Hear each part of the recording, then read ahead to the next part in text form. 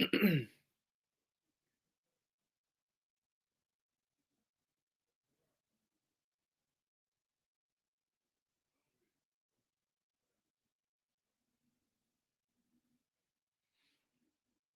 right, Shalom. First and foremost, I want to give all praises, honor, and glory to Yahweh, Bahasham, Yahushai, Bahasham, Rakha Kodash. Double honors to the elders and the apostles of Great Millstone, and peace and blessings to the elect. And this is a video that was inspired by another video I was watching that was done by the elder apostle Ramlab. And I got a few minutes into the video. Lord's will, I'll finish it, but he mentioned something at the beginning, and the video was called "Keep Thinking These Devils Are Playing with You," and he mentioned this, what I use as a title: anyone that don't comply, they must die. All right, which Lord's will, I'm going to go through a nice brief lesson dealing with that and the balance of it. Okay, because when dealing with this NWO, all right, or the fullness of the image of this beast and this system that they're coming with, as we're going to start with in the book of Revelation, the 13th chapter. This is the mindset and the spirit that they are coming in, all right, which is expect no mercy. And so anybody that is not in agreement or that is contrary to their part, to what they're trying to institute and implement, they will be sought out and eliminated. And it's the same way that in the kingdom of heaven, we're not going to have room or tolerance for those that go off and break the laws of the Lord.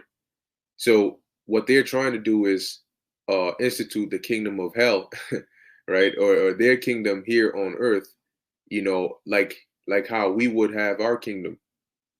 All right, because in the kingdom, I mean, ultimately, when you look at it, Esau is that virus.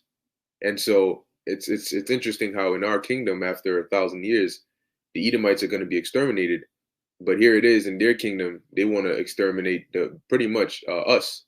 All right, but for the most part, they really want to come after the Israelites. All right, that are a part of the elect, because those are the ones who, under no circumstance, are they going to break or fold or conform to the ways of this NWO.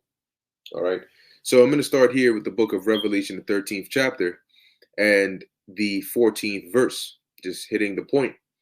It says, "And he deceiveth them that dwell on the earth by the means of those miracles." Now, the he that is referring to here is Esau, Edom, but more specifically the elites, because the average Edomite going, walking down the street, even up to Joe Biden and these politicians and legislators and so on, they are also following a script that has been passed down to them, right? And that you got to look at the author or the writers of those instructions and those scripts. They are the real ones that are pushing this, that are behind it all. So when you see, like in Revelation 13, and you see he and he and he, for the most part, is dealing with the elites, because they are the one at the pinnacle of it and pushing it forward. So it says, "And deceiveth them that dwell on the earth by the means of those miracles which they had power to do in the sight of the beast." So by using their miracles, which their miracles now pertains to their technology, because they're able to use technology to achieve things that are not otherwise possible, all right, to the normal mind, because things that would usually happen by way of divine intervention, they are trying to achieve that using technology. And by doing so, they're swaying the minds of the people to be on their side, to go in the direction of the new techno world and serve and bow down to these techno gods as they want to be, because they know their only shot at actually playing God with their severe God complex that they have is through their technology. So it says, which he had power to do in the sight of the beast, saying to them that dwell on the earth that they should make an image to the beast, which is that system. All right, that now it's headed straight into that NWO.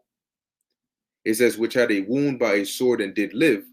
Verse 15, and he had power. See, once again, he had power to give life onto the image of the beast. So what does it mean by giving life onto the image of the beast? Well, in essence, it's taking that system, that those plans and those ideas, and bringing it into life, meaning enacting it and making it reality.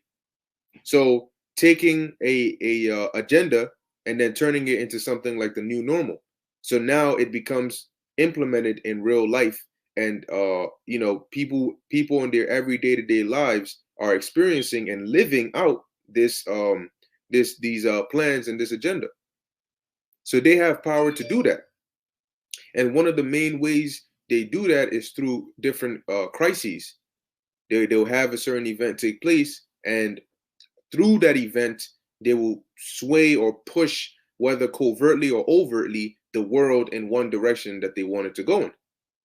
And that's why the latter part of verse 15 is very important to them, because as they're trying to sway the world in one direction, they can't have outliers like us getting people to go in the other direction or getting people to slow down.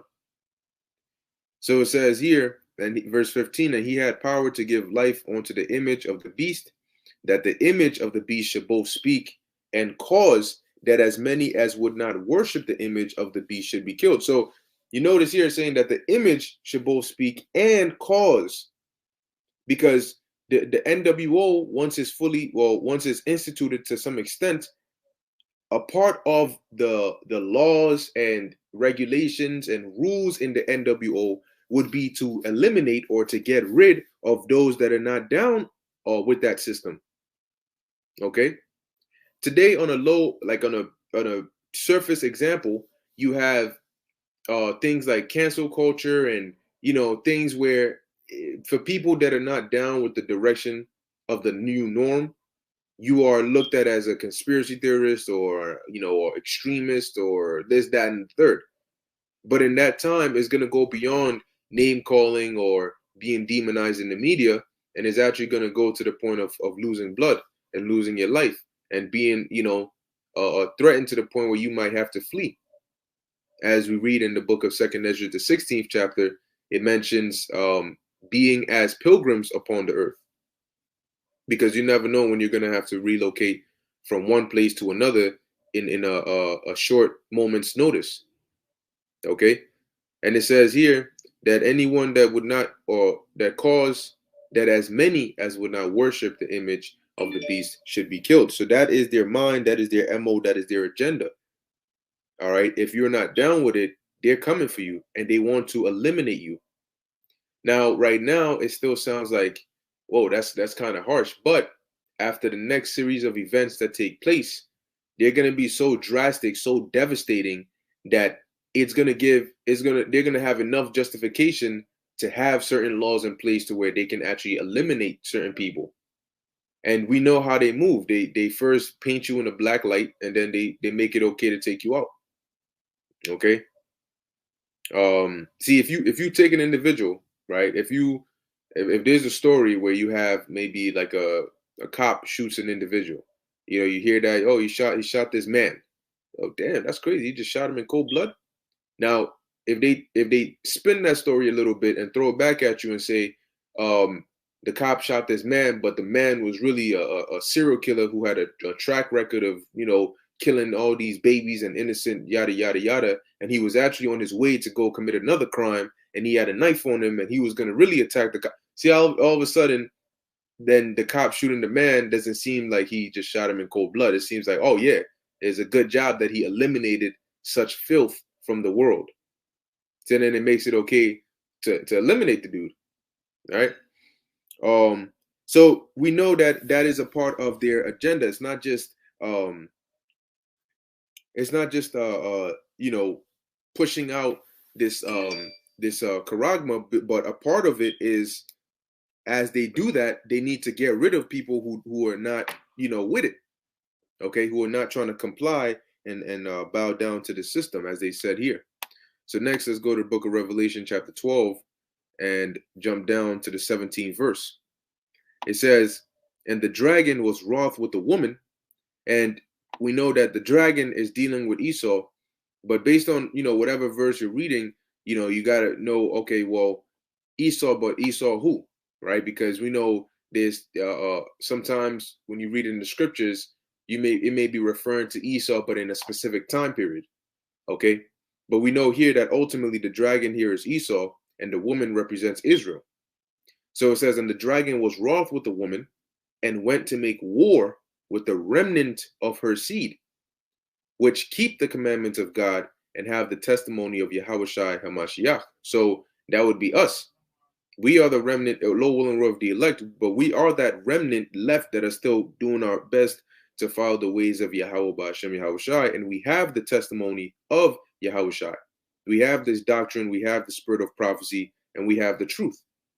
So they're angry at that. And when you really go to the core of it, yeah, these average Edomites are like, they're also messed up about it, but it's more so the elites because they actually understand what it means for us to call ourselves Israelites. They actually know the dangers to their system of us waking up and the prophets coming on the scene and prophesying. So that's why an average Edomite could walk past and think everything is all regular. Oh yeah, whatever, just a bunch of niggas on the street. But the elites of the Edomites, they don't just disregard it like that. This troubles them greatly because they know the severity of what is actually going on. So they're very angry and they want to eliminate us, believe it or not. So the next precept is the book of Second, because now here's the balance, because their agenda, you see, Revelation 13 is telling you what they plan to do. What do they, what's their agenda? And their agenda is to eliminate anybody that will not bow down or follow or worship the image, the system. But they're not going to succeed in that agenda because there will be people that don't bow down and don't take the charagma and don't worship the system, all right, that bow down to the image, that are not going to be killed because the Lord is going to protect them, Lowell and us, and defend us. And that's why I'm getting this precept here. And usually we start up a couple verses, but I just want to hit the point here in 2nd Ezra chapter 16, starting at verse 73. It says here, yeah, that's right. Spiritual power also comes with being an Israelite. Yep. So it says here, then shall they be known who are my chosen. 2nd Ezra 16 and 73. And they shall be tried as the gold in the fire. Hear, O ye my beloved, because right now we know what the ballpark where the elect will be found. We know where that is. But in that time, the Lord is gonna narrow it down even more through the different events that are going on, but through how certain individuals handle those events. Because right now there's a pool of individuals, men, women, and children that know or believe or consider themselves to be Israelites. And a lot of us, right? We consider ourselves to be the prophets of Yahweh Ba'ashem Yahushua, but you have other men who also say that they are the prophets of the Lord. So there's still a pool of all of us in here. But then in that time, when you are actually faced with the hour of temptation, or you're put in a predicament of being persecuted or whatever situation you face, that's when it's going to be known who are truly the men of the Lord. That's when all those that don't have that spirit, they're not going to make it. Now, whether it's going to be by the Lord bestowing spiritual power on an individual, or something like an individual standing firm and losing their life for the faith in Yahweh Ba'ashem Yahushua. Either way, it's going to be clear that that individual, that he has to be a part of the elect, or she has to be a part of the elect. Okay? As opposed to another individual that may have been saying, oh yeah, I believe in doing this, but when the time comes, based on what happens to them or what actions they take when they're in certain conditions, it will be known, yeah, he wasn't of the elect after all. And one main thing is the charagma, the hour of temptation. Anybody that takes the charagma is not a part of the elect. That's the end of the story. There is no workaround. There is no going around it. There is no what if it happens to me by accident. The Most High has set it up to where it's not going to be something that happens to you by accident. If it happens to you and they put that inside you and the Most High allowed that, then you were not a part of his elect. Because if you are, pursuant to Revelation 3 and 10, you will be kept. And under no circumstances will you take the charagma or the MOTB. So that then opens the door of the question, or that then begs the question, well, if they're going to be famines and they're going to have food rations and they're going to set this up and they're going to set that up and they're going to come and try to kill those that don't take the charagma, those that don't bow down to the system. They're going to say that if you're not part of this system, you're not going to be fed. They're going to say that if you are in an area that's dangerous and you want to be a part of those getting evacuated, but you're not tagged, we're not taking you. You want to come to this shelter, we're not taking you in. So then now you start thinking, okay, well, if that's the case, and I'm saying I'm not going to take it, how am I going to eat? Wouldn't I starve to death? Well, that's how you know that there's going to be divine intervention. Because we know that at the end of it all, pursuant to Revelation 15 and 2, you're going to have a remnant that are going to have overcome the beast by not taking the charagma and not worshiping his image and staying faithful to the Lord. And they're going to be alive. They're going to be alive and well. You're going to have some that are going to be martyred, but you're also going to have a giant majority that are going to be alive and well. So how would you go if it's 3 months, if it's 6 months? How would you go 6 months, 3 months without eating or without following the requirements they push out to you, telling you that you have to do this if you want to eat? The Lord says he's going to keep us. So that means that what? In the times of famine, the Lord is going to feed us. He's going to give us another option. We're not going to need to comply with this devil in order to survive. The Lord will give us another option. And the Lord's option is always greater than man's option. So when he says he's going to keep us, that's solid. That's more solid than any security, any deal, any word anybody could give you. So verse 2 Ezra 16 and 74, hear, O ye my beloved, saith the Lord. So who are the Lord's beloved? His elect. Behold, the days of trouble are at hand, but I will deliver you from the same. So do you believe the words of the Lord? If you do, then you have nothing to worry about if you're doing the right thing. Okay? Because the Lord said, I know the days of trouble are at hand. I know there are going to be famines. I know there are going to be diseases and pestilence. I know it's going to be scary. As a matter of fact, it's going to be a time that you've never seen before. I know that. But in those very times, those very days, I'm going to deliver you from that same trouble, from the famines, from the pestilence, from all of it. You could be walking in the midst of the most craziest, contagious, deadly pathogen out there and still be fine without a gas mask, without a face shield, without any of that. Because if you catch a strain or something and you die from it, that's judgment from the Lord. But if the Lord says, no, you're not going to die, then guess what? If they could throw 3 men into a flaming hot burning furnace, and those men could come out without even the smell of smoke on them, come on. All right. This is why these things are written. So verse 75, it says, be ye not afraid, neither doubt, for the Most High is your guide. These words are powerful because the Lord is telling you, look, you don't act like I don't know what's going on. I know what's going on. All right. I can see, trust me, I designed all of this. So yeah, I know exactly what's going on. As a matter of fact, I know more of what's going on than you do. And I'm telling you that I'm going to deliver you in that time. So don't even be afraid. Don't doubt. We tend to, of course, we're in the flesh. So there's times where you tend to worry about certain things. But it's not like what you're worried about is something the Most High doesn't know about and he's not sure how to go about it. He sets everything up. Okay, so you don't need to fear or worry about anything, whether it's your family or your kids, or damn, what happens if I'm at work and I'm not close to my loved ones, and what about, you don't got to worry about that. The Lord will guide and protect and take care. Before you met your loved ones, they were living life without you. Okay? And guess what? They were still taken care of. So, I mean, hey, the Lord said he got us, man. Verse 76. Now, actually, since I'm reading that, let me go ahead and look up here the definition of guide. So the word guide you have here, a person who advises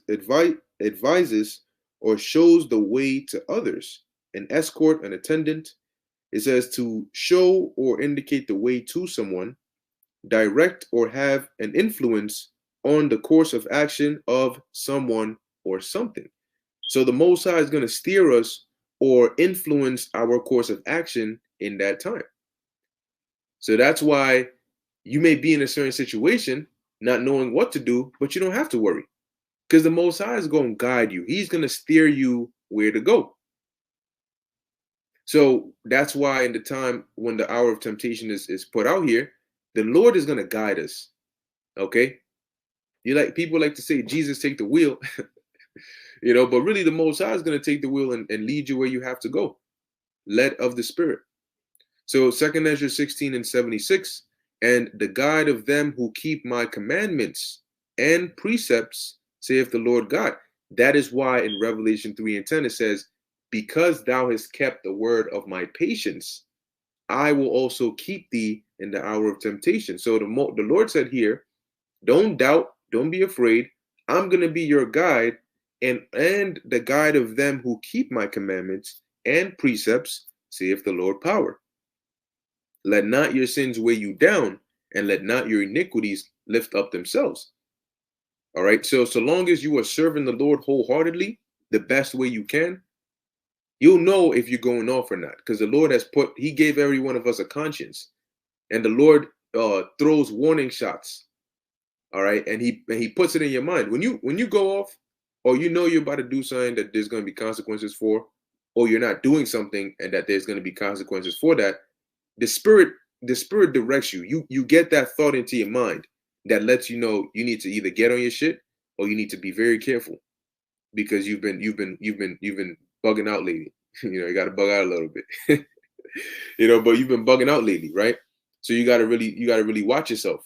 As Paul said, examine yourself, right, whether you be in the faith. Okay, so let's see the next precept here. Once again, going into how the guidance of the Most High. Now, this is an account in the book of Genesis dealing with Jacob. Okay, and I'm going to go straight to the point. This is Genesis chapter 35. Now, in the 34th chapter, upon Jacob's return from Laban, as he came with his sons and so on and so forth, they eventually temporarily settled at Shechem. And they had bought a field around there. Jacob had bought a parcel of a field from the Hivites, and that's where you have the story of Dinah, where she gets raped by Shechem, the son of Hamor, and they were Hivites. Okay, so then they come to beseech or come to ask for Dinah as a daughter because he raped her. So he came, he's like, he really loved her, he wants her, and so on. Of course, the brothers weren't having it. But as the scriptures say, they dealt with Hamor and his son deceitfully, and they told him to circumcise all the men, all right, for all the men of the city to be circumcised. Now, when you read it, you find out that it was all planned, because they never really had, especially Simeon and Levi, they never really had the intention of giving Dinah to this Hamor or his son. But they said that because it says that on the third day, while the men were healing, right, while they were resting and they were healing, because when you get circumcised, that takes days to heal. So they wouldn't be in the condition to fight or to go to battle. And so Simeon and Levi took advantage of that and went and slew all the men of the city, which also goes to show you that back then they weren't, sons of Jacob, they weren't no joke. You could take out all the men in the whole city. Shit. Anyway, they slew all of them, took the women and the children captive. Now, when they came, the point is, when Jacob found out, he was grieved. And he told them, look, what you guys did right there is gonna, he was afraid that it will come back and bite them in the ass, because he said, look, we're surrounded by Canaanites. So you done all this to one of them, word is gonna spread. And eventually they're gonna come after us and try to kill us, because we're technically strangers here. So we're in the midst of, quote unquote, you could say, people that can be very well enemies. All right. So that's what Jacob told them, in fear that the Canaanites would come and kill them. So now the point is, in Genesis 35:1, what did the Most High do about that? So Genesis 35:1, it says, and the Most High, or in the power, said unto Jacob, arise, go up to Bethel and dwell there, which Bethel in the Hebrew is a house of God. All right, Bayath Allah. So it says, and dwell there, and make there an altar unto the power that appeared unto thee when thou fleddest from the face of Esau thy brother. Because I believe that was the same area where Jacob had that dream, and he saw the ladder where you had angels ascending and descending it, and the Most High basically revealed himself to him. It says, then Jacob said unto his household and to all that were with him, put away the strange gods that are among you, and be clean, and change your garments. And you got to remember, because at that time, this is the time when the Most High is making himself known, okay, to Jacob. Because at this point, Jacob has heard of the Most High, but you would notice he refers to him as the God of my fathers. So now the Most High, is making himself known to Jacob. So, and also Jacob's wives being over there in Padan Aram, over there in Haran, they weren't worshiping Yahweh. Okay, they weren't worshiping Yahweh. They had their own gods as well. As you read, Rachel stole basically the family idol, right, from Laban. So they weren't familiar. They weren't worshiping Yahweh. But it wasn't until the Lord, came to them, really Abraham, Isaac, and Jacob, and then that's why he solidified his promise with those three, and then the children of Israel on throughout. Okay, but it says here, so he tells them, put away your gods, verse 3, and let us arise and go up to Bethel, and I will make there an altar unto the power, who answered me in the day of my distress. So now, once again, Jacob he's knowing the Lord, but he's saying, okay, well, when he first was fleeing from Esau, and the Lord showed himself to him through that dream, he said, all right, well, this power of my fathers, who has revealed himself to me, if you protect me on my journey over there to my uncle's place and bring me back safely, then you're going to be my God. All right. So, and that's what the Most High did. He did protect Jacob. Okay. And brought him back safely, even when Laban wanted to hurt Jacob. And so now he said, all right, well, I mean, that is what you said. So now go back to Bethel and go up there and go do what you got to do. Do what's right. So verse 3 says, and let us arise and go up to Bethel, and I will make there an altar unto the power, who answered me in the day of my distress, and was with me in the way which I went. And they gave unto Jacob all the strange gods which were in their hand, and all their earrings which were in their ears.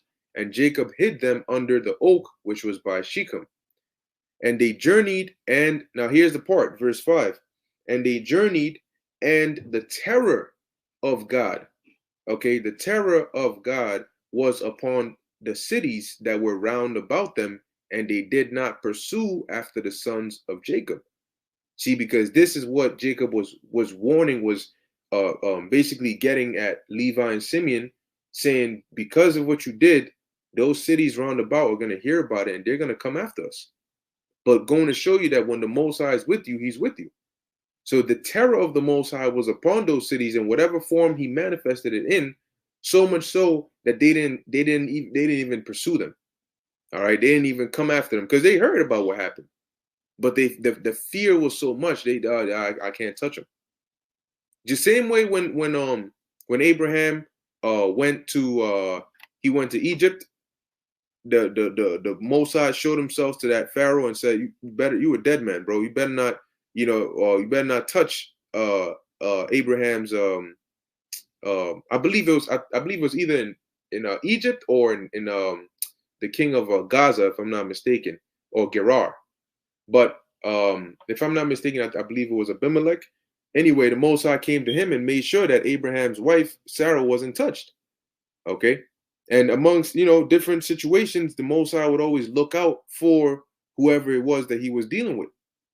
So we have to remember these accounts and also have that faith that the Most High will do the same for us if we continue to do the things that are pleasing unto him. Okay, which when you go into that, it says the terror of God. Let's see. What do we have here for the word terror?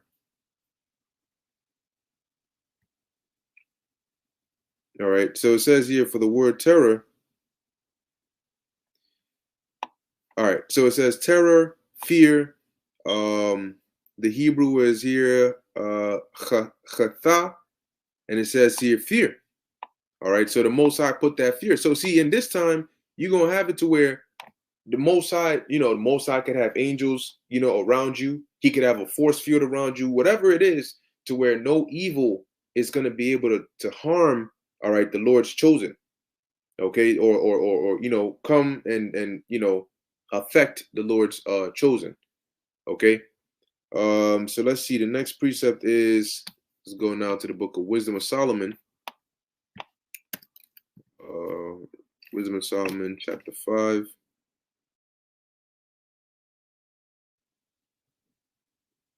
All right. Let's go down to, see right here. All right, and let's see. For Dub Jiz, the new moon Sabbath that came in this week was from Thursday sundown to Friday sundown, and this is, I mean, to find out when the new Sabbath comes in, we know it goes by the new moon, so you can just look up whenever the new moon comes in for that month, and then just on that day, the sundown of that day when it comes in to the sundown of the next day is going to be the Sabbath, and then every week on that day. So if it comes in on Tuesday sundown to Wednesday sundown, then every Tuesday sundown to Wednesday sundown up until the next new moon comes in. All right. You can also subscribe, to because brothers post it up on YouTube when the new moon comes in. Okay, which is good, but you don't want to be too reliant on that. You want to be able to also tell when it comes in for yourself in the case you don't have access to finding it here. But I know a brother that always posted is GMS Quanawath Ha. All right, and also I know Elder Apostle Ramlab also posted on the channel as well. So just staying up to date on that, because remember, of course, we are rehearsing the righteous acts, but the things that we can do and the things that are in our power to do, we have to do it to the best of our ability. That includes doing your best to stay on top of the Sabbath, knowing when it comes in, and so on and so forth. All right, but let's go back to the lesson. So Wisdom of Solomon, chapter 5, verse 15. All right, so it says here, Wisdom of Solomon, chapter 5, verse 15. It says, but the righteous live forevermore. Their reward also is with the Lord, and the care of them is with the Most High. You hear that? So the righteous, which are those that are of the elect, and the elect are going to be doing pretty much what we are doing now. Okay? So if we continue to do those things, then our care is with the Most High. And there's none that could care more for you than the Most High can. Okay?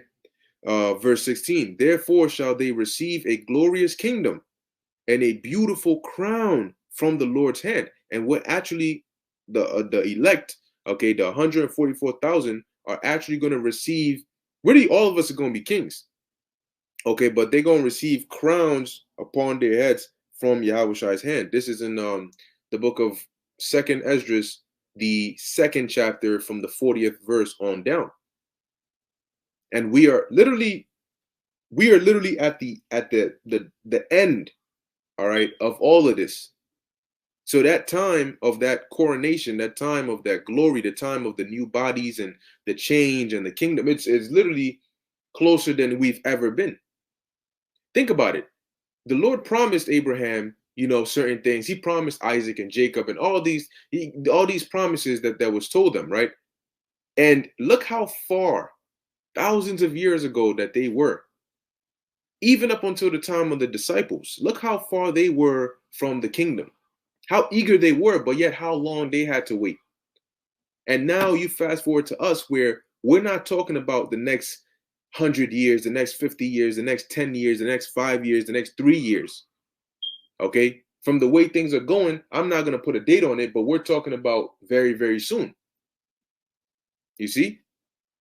So knowing that, you don't have to wait 10,000 years. You don't got to wait 2 years. I mean, 10, 5. You don't got to wait whatever. We just know that it's very close. That should have that fire lit in you. Sometimes you got to just meditate on, okay, we know it's close, but that is close, what is that it? And when you start to meditate, you're like, man, the Lord is really about to change this whole place. And it's that close. The second this MOTB comes out, the next thing we're looking for is the mandatory implication of it, or implementation of it, and then the destruction. And along with that destruction comes Yahushua. Okay, along with that destruction comes Yahushua, because if Yahushua doesn't come during that destruction, we ain't gonna make it. So when those missiles start flying, Yahushua got to be here to deliver his elect, so they don't get roasted. But that's how close we are. So meaning that you don't want to even make the slightest mistake that can jeopardize your standing with the Lord, especially not now. Right, so verse 16 again, therefore shall they receive a glorious kingdom and a beautiful crown from the Lord's hand. And I don't know about you, but I want that crown. All right. I mean, just imagine, damn, you know what I'm saying? Imagine actually having an actual real, we're not talking about no fake crown, no movie scene prop. No, we're talking about an actual real crown. Just Lord have mercy. Right. So it says, for with his right hand shall he cover them, and with his arm shall he protect them. Okay. And when you read in the scriptures, sometimes the Yahushua is referred to as the right hand of the Lord, because ultimately he's going to come back, and the Lord is going to send Yahushua back to deliver us. So as these evils approach, once again, their agenda is to kill those that are not down with the system. But if you are doing what the Lord requires of you, then fear not, because the Lord is going to turn the tables on them. When they come in with their weapons and their whatever they come in with to try and touch us, the Lord is not going to have that. Okay. Now, not saying that if you end up in a concentration camp, all of a sudden you're not of the elect. No, because the Lord might say, I want you there to deliver somebody else, or I want you there to be a testimony onto me, or whatever. Okay, but you got to trust whatever the Lord does to you is really for your best. It's in your best interest, and you got to trust that. So let's finish it off in the book of Job, chapter 5, verse 19. All right, this is Job chapter 5, verse 19. It says, he shall deliver thee in 6 troubles, yea, in 7 there shall no evil touch thee. Now, we usually bring this out, and we'll mention how pretty much whatever situation we're in, the Lord will deliver us. But really, when you go into it, that 6 and 7 is going into the 7th is when the missiles hit. So in the 7th there shall no evil touch thee, because in between that 6th and 7th, when you deal in the book of Revelation, the 6th trumpet and the 7th trumpet, the 7th angel sounded, and there was that destruction. Before that 7th trumpet or that 7th angel sounds for that destruction to hit, we're going to be delivered, those of us that are of the elect, out of here. Okay, in the twinkling of an eye. And as the scriptures talk about, the righteous shall scarcely make it, because it's gonna be like it's gonna feel like a very close call. Look, if you pick your head up and you see hundreds of missiles flying about to hit the earth, that's a close call. And you know what I mean? You're gonna look at it, but you're gonna be hoping and praying the Lord beams you up. Trust me, you're gonna want nothing more in all of your existence. You're gonna want nothing more in that time than to get delivered. Verse 20: in famine he shall redeem thee from death. So how do you redeem somebody from death during a famine? You got to feed them. It says, and in war, from the power of the sword. So bullets, missiles, whatever chaos is out here, the Lord is he's going to redeem us from it. Whether by spiritual power or by, whatever it is going to be some great form of divine intervention, even before Yahushua makes his appearance. It says, thou shalt be hid from the scourge of the tongue, neither shalt thou be afraid of destruction when it cometh, because we're going to be assured that the Lord is with us. And if we are assured that the Lord is with us, then we know that he's going to deliver us. Verse 22, at destruction and famine thou shalt laugh, neither shalt thou be afraid of the beasts of the earth. So why are we going to laugh at destruction and famine? Because we're going to know that we got the Lord with us, and that destruction and famine has no power over us.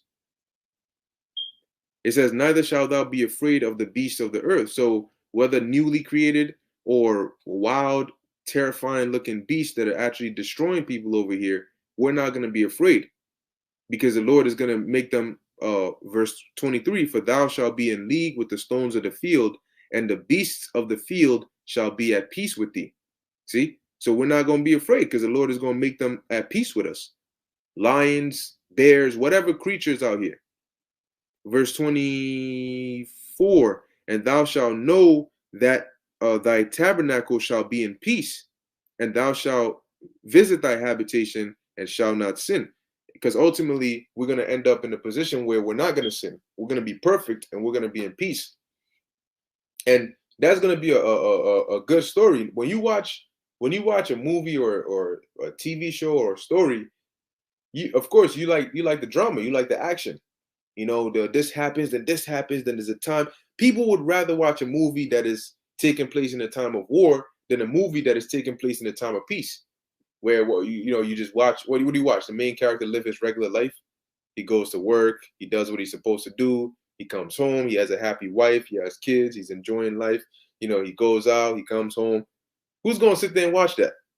What you want to watch is, he goes out and then boom, there's this explosion and he's trying to reach his wife, but nobody's picking up, so he's like, he's trying to make it home and find his family, and all hell's breaking loose, and he got to jump over this and fight this guy, and he gets kidnapped and he got to fight them off.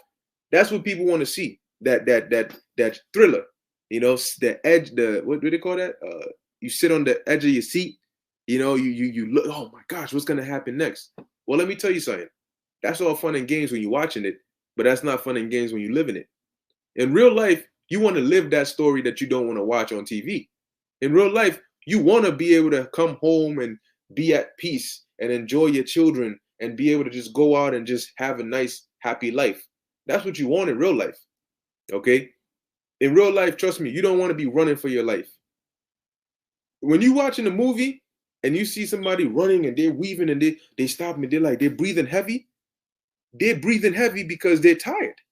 But you don't feel tired when you watch the movie. You just see them tired. When you got to run for your life, trust me, you're going to feel tired. Your heart is going to be hurting. Your mouth is going to be dry. You feel like you're going to die. That's not a good feeling. It's fun to watch, but it's not fun to live. So in the kingdom, we're not going to have to live that fight for your life and do this and do it. No, we're going to be at peace, and we're going to enjoy. We're going to enjoy life.